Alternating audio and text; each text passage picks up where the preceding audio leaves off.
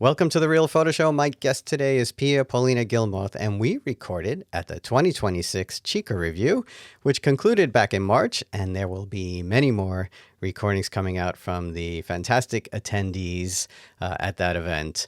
Pia and I are going to talk about Flowers Drink the River, published by Stanley Barker, and Fishworm, her latest book, and collaboration with Jesse Bull Saffire, published by Void. And we will talk about just how different these two bodies of work are and the approaches to the work and how Fishworm was a bit of a return to what Pia has loved about photography. So that's really a great conversation that we will get into in this episode. But of course, this podcast is sponsored by the Charcoal Book Club. Begin building your dream photo book library today at charcoalbookclub.com. And Charcoal is the genius, the minds, the creators of the Chico Review. And I really am grateful for being able to go back there and meeting up with all the really just over-the-top talent that comes to that event.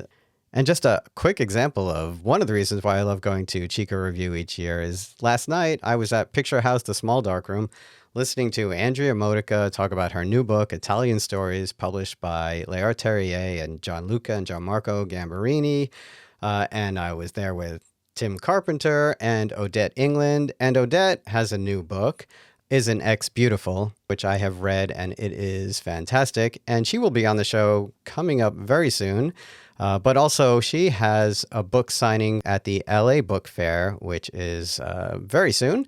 So, yeah, it's just fantastic to just run into people. And there were attendees there from years past and just lots of friends that I have been making over the years. It's such an incredible way to build community. So I have to keep this introduction a little short. I'm off to a weekend of dance competitions with my daughter. So thank you for listening, everyone. Enjoy the show, and we will talk soon.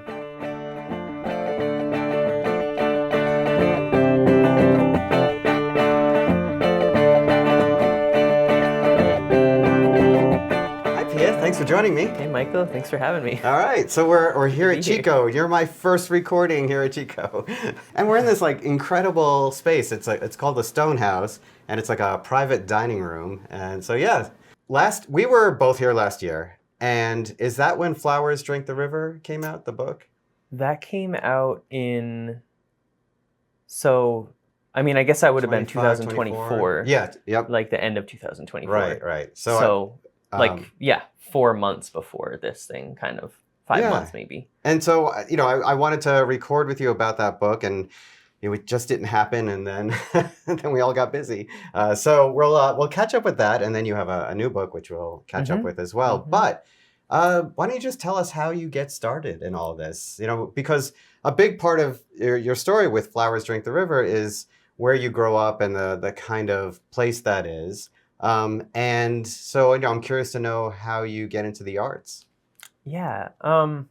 Throughout high school, I didn't really know. I didn't have any connection to like art capitals or like hubs. It was all, very rural place, small town, like I was really involved in like skateboard culture, and like I played in a lot of metal bands and punk bands, and sort of I think got my aesthetic understanding from like that world, like black metal, even like when I was younger, and even like video games too. I think like old it's just a big video game player. A like small town in Maine, right? New Hampshire. Oh, New Hampshire. So really okay, only like a few hours from where I live now in Maine, but okay. Similar feeling, similar like type of place. But so I guess it all came from like music and skateboarding, and then I would take pictures of my friends on like little compact cameras, and but not seriously, not in photograph or in skateboard photography, and like kind of like not really anything good or interesting, but it was like just us having fun. But then I went to undergrad in Maine at Maine College of Art, and got a taste of like what the art world was, and like I guess like the fine art world or whatever, and like, but still like kept all of those old understandings that I had of like very like DIY and punk sort of ethics. Like, were there artists in your family, or was there any influence from there? Not artists by like profession. Like my dad always like used cameras like for fun, and he was really good at photography and just would make cool things, and is a writer too, just in his own time, not like professionally, not like published, but you know, he writes really, really interesting, strange things. Creativity is there. From my dad, and then, but that wasn't part of my, like, I didn't have anyone to really like look up to as far as someone who was doing art for a living, or like, you know, my family are all 9 to 5 sort of, you're right. They had hustling and like they had traditional jobs and things. So so you know, you're probably the 6th or 7th person who I know became a photographer as a skating background. And I know Raheem Fortune has spoken about it, and I have a former student, CJ Harker, who actually did or still does a skate zine called Skate John for forever. I know. Yeah, I've heard of that. Yes. Yep. That's cool. You know, there's something about that skating culture that seems to kind of be supportive in a way, and maybe inspire this idea that you can do other things and be creative. And also that emphasizes the idea that process and practice, right? These things that of getting better, right? And learning tricks. The trick itself is important. The outcome is important, but actually doing it is sort of the most important thing in some ways, right?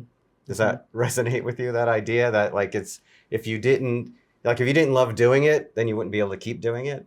Yeah, because there's like, you know, there's so many injuries along the way, and like just getting like totally thrashed up, and like all growing up I was just like covered in like scabs and like broken bones, and like you really have to love it to keep doing it. Truly. And thinking about just how like in like the music scenes I was involved in and skateboarding, it was like you know, being totally thrashed all the time, and like cut up and like and like hurt, and how that was like part of either the entertainment of it or the like getting better at it, or both. Like that process, that's it. Because it's not, it takes a long time for it to be somewhat rewarding, right? For real.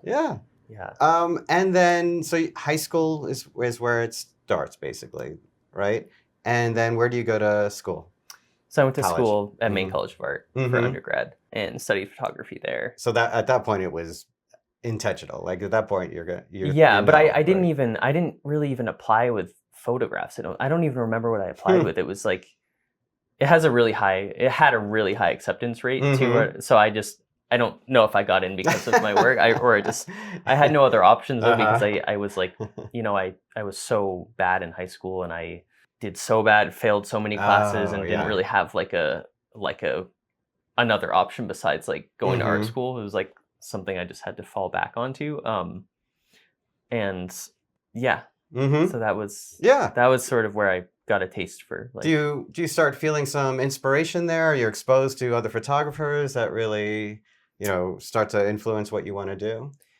Yeah, I think while I was there, I hadn't really been in a city before, and Portland's like a really small city, but it's like, it at the time, I mean, it's like now it's hard, now it's so expensive, and it's just difficult to live there as like someone like me. But it's like at the time it was really, there was such a big like underground culture and like zine culture, and there were a few like, you know, shops that would sell, you could just bring your zines in and sell them, and so I think as soon as I moved there, I was like in the zine section, just like buying these like $5 zines and like getting a taste for that world. And then I started making them, like these Xerox zines.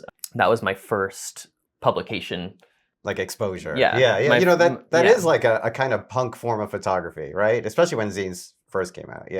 It's cheap. I mean, it was free for us to make them at school. We just used the office printers there.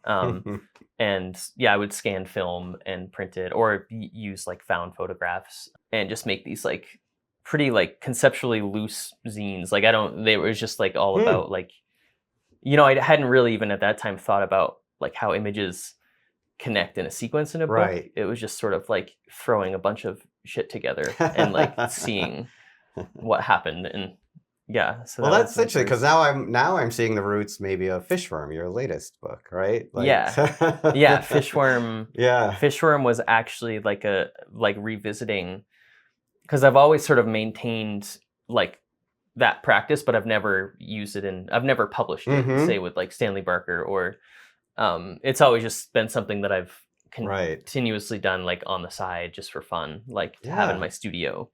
And I wanted to revisit, Mm-hmm. like, I mean, I was thinking about actually when I made Fishworm, this one of the first scenes I ever made, which was found in the flooded school, which was a collection of photographs that I found in a flooded school in Maine. Oh, okay.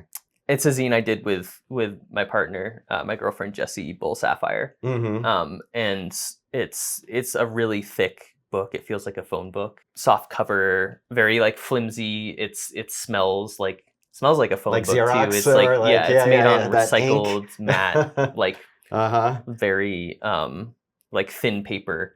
Oh, But yeah, yeah. it's basically like for the past 7 years, me obsessively collecting found photographs in the county that I live in, Franklin County.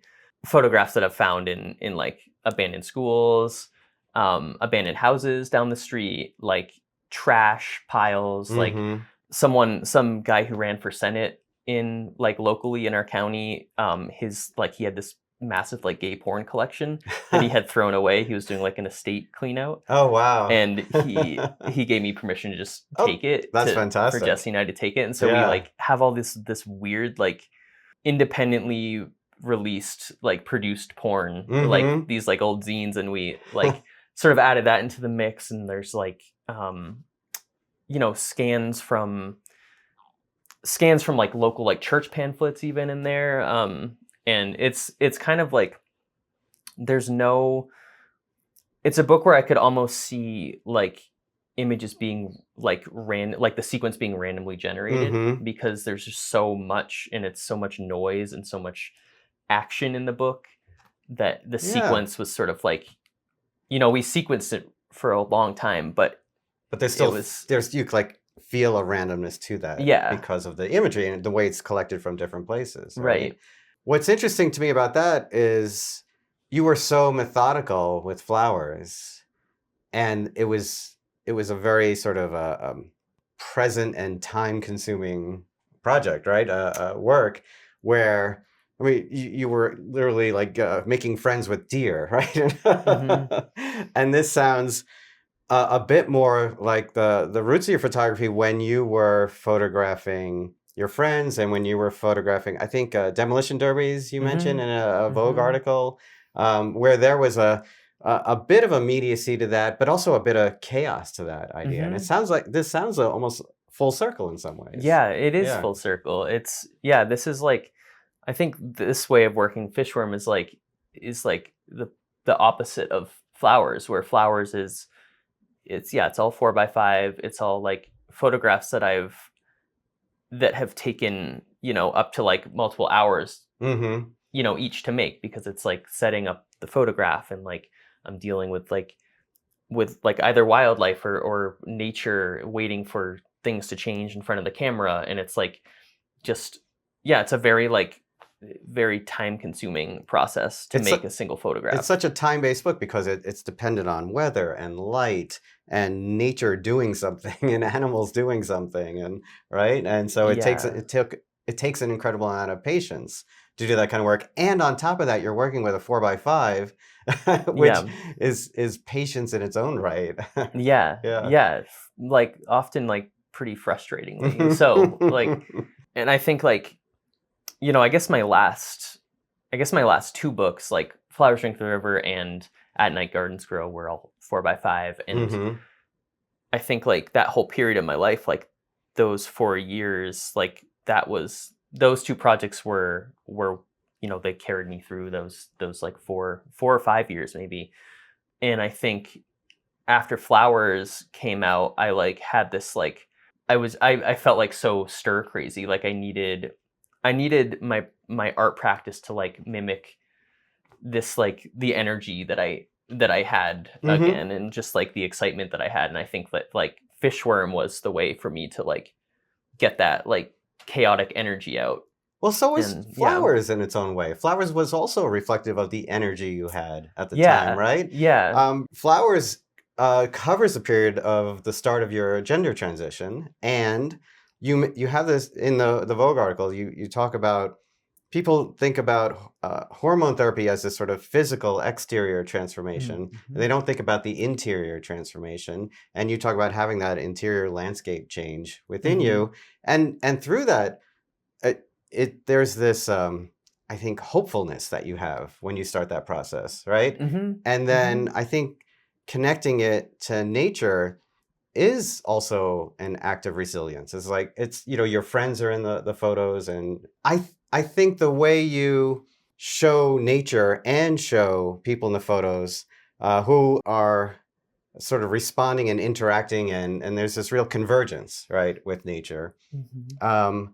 It's a way of saying that it all sort of belongs, right? It's all natural. It's all a part of life. It's all this sort of thing that happens because nature. People have a very romantic idea of nature. Nature can be quite brutal, right? Definitely. Right, Yeah. and so it is very much. We think of ourselves as this very sort of settled idea of who we are and what we are, and we have this idea of nature that sort of fits that theory, that Mm-hmm. narrative in our heads. But it's all can be brutal. It all can be chaotic, and it can also be wonderful at the same time, right? Mm-hmm. Yeah. Yeah.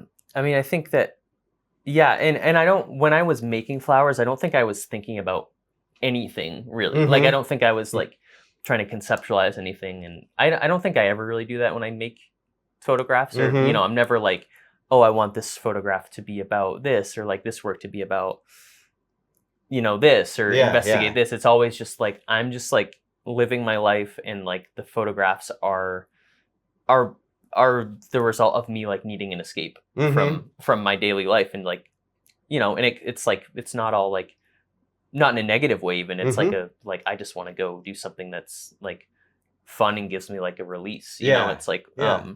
or just like marveling at Mm-hmm. nature, or like, building something in the landscape out of like spider webs, just because I want to simply see what it looks like, like it's Right. just curiosity. And it's like, Absolutely. and Yeah. then I think after the book was done and released, I think then I started to look at the photographs, and I was like, well, of course this work is also about like what I was going through at the time, and like Mm-hmm. my transition, and like, then you can start connecting like these like poetic Right. meanings between like Even if at nature the time and, it's subconscious, you see yeah, it later. Right. yeah, Yeah. it all reveals itself for me when the book is out. And Absolutely. Yeah. yeah, and I think just like, I mean, that's another fun thing about like photo books and photography, is like, it doesn't have to mean anything. It can just be Mm-hmm. like someone having a interest in like the way like forms and in light play with Yeah. each other. And like, Did you do any post-secondary after Maine? no, Okay, so no, but you decided to settle in Maine after that. yeah, I graduated undergrad and like immediately got a job. I was a caregiver, an Mm-hmm. elderly caregiver, and I would either be in someone's house taking care of them, like, giving them medication, like Mm. feeding them, or I'd be driving them to appointments, or in my days were just like, were that, and I would get off at night or in the afternoon and make a photo maybe, or Mm-hmm. print a zine, and I just sort of did that for years, of just working full time and then making things when I could, and had no desire for grad school ever. And it was like a thing where there was a time where I was like, well, everyone I know who's successful has like gone to grad school and like has been Yeah. able to quit their job. And I was like, Uh-huh. I just can't. One, I don't want to leave Maine, Yeah. and I don't want to have to be in a place I don't want to be. I don't want to be in Mm-hmm. a city, and like, I didn't care enough to actually do it. So I just kept living my Right. life and making work when I Working. could. And then, like through a series of events, like certain, Void found me, and then Stanley Barker found me through Right. the internet. And like that started these Oh, yeah. relationships that like really Yeah. helped So I didn't me, know helped me that. make I didn't know work. Yeah. that you were approached because of your social media? From Void was an open call, actually. Oh, okay. And then my first book with Stanley Barker was actually Instagram, where they had found like this photo and then asked me to send them a bunch of stuff. That's amazing. Yeah. And we're just so generous because at the time I didn't know anything about like publishing or what the norms were, and so they reached out to me and they offered to pay for everything, and like they paid for everything that I did and help me even like fund some work to be made, and like that really was like the thing that like started my like my life in books. This world. It was just like was them. Absolutely. So you mentioned T. Corinne as an influence, and I wasn't really familiar with their work, and it's fascinating. It's also, she was a pioneering feminist photographer. So I mean, I'm familiar with Alice Austin and a few others, but not T. Corinne.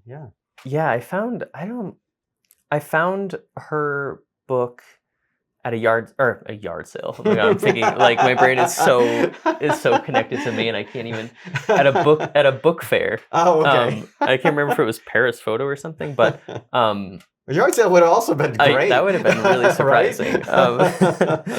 And then Picture House in New York asked me to do a talk and asked if I had someone I wanted to give a talk with, or like a live. And I was like, what about like this person who edited this book about T. Corinne? And Charlotte Flint is her name, and she's incredible. But she edited that whole T. Corinne work. And T. Corinne didn't die that long ago. It was like 2006, I think. I think so. Yep. And I didn't know anything about T. Corinne, and I don't know that much other than that book is incredible. And it's like, it just shows these like lesbian communities that existed like in, I think like rural, on like the West Coast. And it was like 70s mostly, I think. I think so. Yep. And just these communities where lesbians would go and just like be amongst each other in like these rural locations and be like playing and experimenting and making photographs and like taking self-portraits. And I think it was like, these workshops were just like really inspirational for me, because at the time when I was making Flowers Drink the River, I had just moved to a new place in Maine and moved into like a new friend group sort of that consisted of like trans people and queer people, and was really like fixated on trying to like document my experience in this new place with these new people, and like how, and just like pushing the limits of like documentation, even where it's like I was also like creating rituals for my friends to do for the camera, and like I wasn't just like, it wasn't a straight documentation of our lives there, or like my life. It was like his performance, and it was like just like playing, really like just Let us now then talk about why you're not just why you're here, but I mean what you will be talking about here at Chico, and that is your new book, Fishworm. So like we've already mentioned, it is a bit of a full circle, like coming back to that more punk idea of what a photo book can be, right? Yeah. I think like, I mean, zines were like, the accessibility of zines were what made it possible for me to like get into this world to begin with. I mean, like photo books are not typically like affordable for someone who who doesn't have like a constant income, and it's like not when they're printed really well. And like Fishworm also isn't cheap. It's the price of a photo book, because it's massive, and of course I wish it could be the price of a zine. But it shares all the other like stylistic and like design, and like even like the paper stock, it feels like like a Xerox it's stitch bound. It's open spine. So open it's like spine, that's Swiss, it. Yeah. Swiss bound, I think. But yeah, the whole thing feels like a zine, like a zine that I would have made a long time ago. What is sort of the foundational idea of collecting, and what kind of rules did you set for yourself about what kind of imagery should be in it? Or could be in it? So, I mean, Jesse and I are both obsessed with the place that we live. I mean, we're both like like total homebodies. Like we both have like grown up and continuously just lived in like places that were the places that we grew up in, like rural and small towns. And when we both moved to Franklin County, it's like we both instantly like just like settled in and just got like so obsessed with the area and the history and also just like exploring. I mean, we're obsessed with like going in abandoned houses and like wandering down dirt roads and you know, just seeing what's around us. And we discovered throughout those adventures like photographs and like books and just like discarded things. And with Fishworm, we kind of wanted to like create like it's meant to be almost like a history of the area. Oh, right. But like right. kind of like There's something archaeological about it, right? Yeah. It's we're digging. I mean, all of these things were left to sort of like return to the earth and disappear or never be found. Like they were, you know, truly like rescued them from just disappearing over time. So and so in terms of like what seemed like, how far would you go to look for things? What was the sort of the idea of like asking to have things or just finding things? Like were there rules that you set for yourself, or was it like you come across something and then you decide how to approach it? You know what I mean? Like was it pre-planned or post-planned in that way? I think like almost all of the work is like found within like a 60-mile radius of the place that we live, in the county that we live. That's what connects it geographically. Yeah. And so, and other than that, it's like, it's kind of meant to be this like nonsensical, like throw up of images, like where, and hence like why you could almost like you could almost put the images in any sequence and they would still work, because there's just so much going on and it's such an overload of like things happening in time periods even. I mean, the photos go back from like probably like earlier than the 1950s to like recently, like years ago.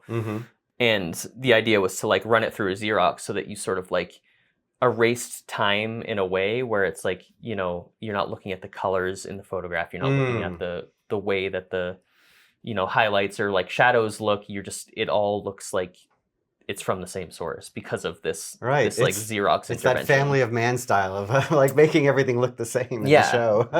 Right. Everything just has this patina of like like sameness in it. Like that's interesting because that's a unifying element, right?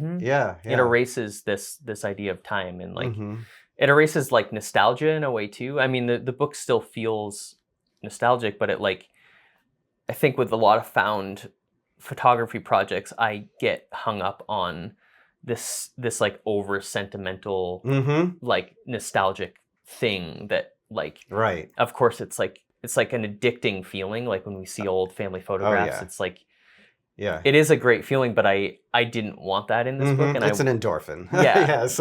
And we were like, how do we make this just like you're not even thinking about what time period, you're just like this, you know, it could be whenever. It could all be the same time. I mean, that Xerox effect is literally a flattening effect, and it flattens everything to where it all seems connected. At the same time, it's very random imagery, and it does become then more of a cultural artifact, right? As opposed to a sentimental, like you said, look back on time, right?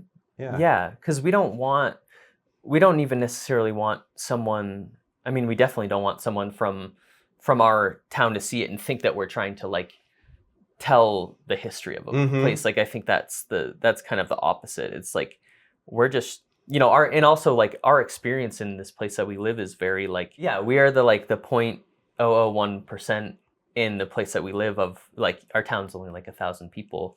Is me being like a trans woman, Jesse being like a queer woman. And that is something you mentioned when you were talking about flowers. Yes. Just sort of like this like alienation and this sense of like this sort of like foreboding sense of like, I don't want to say like fear, because it is fear, but it's you know, fear doesn't doesn't like take up my whole life, but it's like, you know, this sense that we are alone in the place that we live has sort of like fueled this idea of like, with Fishworm, like destroying any sense of like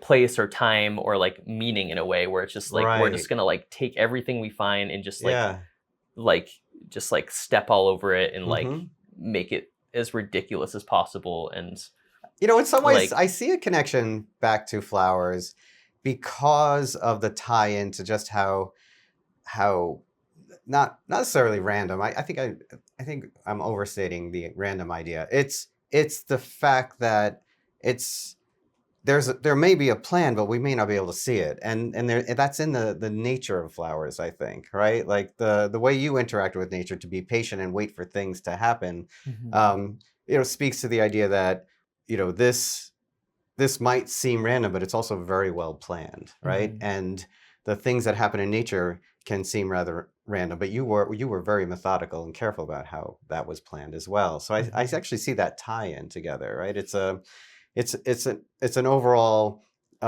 presence of influencing things, right? But also showing that it can be quite chaotic. Yeah, definitely. So how was it working with Jesse? How was it working with, you know, someone you're so close to? It was really fun. We had never worked on like Jesse's not an artist. Jesse's a community organizer and does land back work and has a full-time job and is like, you know, we live very different lives where like Jesse's working from morning to afternoon in sort of like you know, a home office situation, and I'm, you know, in a studio. And for both of us, it was a way to like after like studio time for me and after work for Jesse, it was like we would either go out and get in the truck and just drive around and like see if we could find any new like fallen down houses, or even like driving around like on the weekends and like looking for like estate sales or like junk sales or people's trash piles that looked interesting. So that part of the process, like the finding, was like a mix of just like wonder and like adrenaline. I mean, like, you know, obviously where we live and being who we are, it's like going into abandoned houses is not safe. It's you know, it's not like, especially when there's neighbors nearby. But it was like, you know, that's sort of the rush of it, is like going in these houses with like really dim headlamps on and just like searching. And it's a bit of a treasure hunt, a bit voyeuristic, but also a little sense of danger. And then the process of like editing and actually turning the work into Xerox was also, I mean, we did that in the winter of 2024. And I don't typically shoot a lot of photographs in the winter anyways. I just don't. I mean, there's many reasons. Like one, my camera shutter freezes when it's too cold, and also it's just I enjoy shooting when it's like a little more comfortable out. And so all winter, like. And by the way, you say you know this comfort idea, but also you sat in deer fields covered in ticks, right? I guess it's just like a temperature thing. It's more temperature. I'm getting old. I'm getting cold often. But we would like, you know, Jesse would get done work. I would like be done in my studio. It would be freezing outside. It'd be snowing maybe. And our neighbor has like a music studio and has a big wood stove in there. And so we asked him if we could use that all winter whenever we were editing, and we would just like bring the Xerox in there, bring a huge stack of like found photographs and like found books and just like sit there and just like scan all of these documents. And by the end of the winter, we had like a pile of like over 1,000 Xerox prints, and we laid them all over the studio and sequenced the book that way.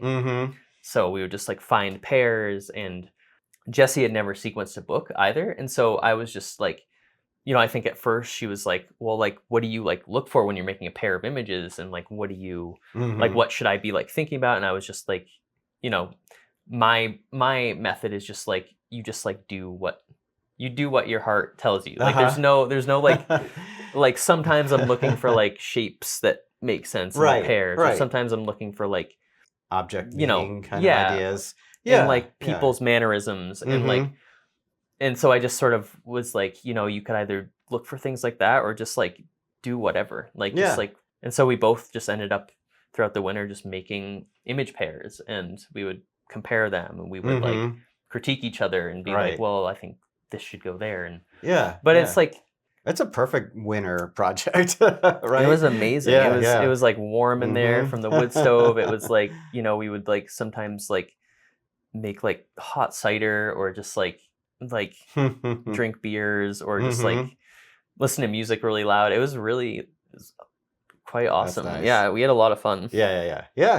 And what is the sort of response to the work been or the book? Has it been a sort of a critical response to it? It's been good.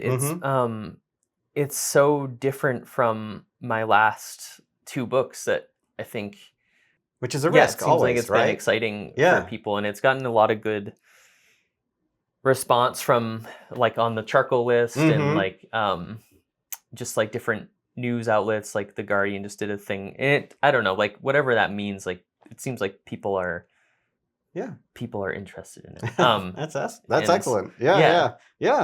Well, this has been great. Thank you. Thanks, Michael. Yeah. Thanks so much. I'm glad we got to talk about the new work. So that's fantastic. Yeah. All right. Bye, everyone. Bye.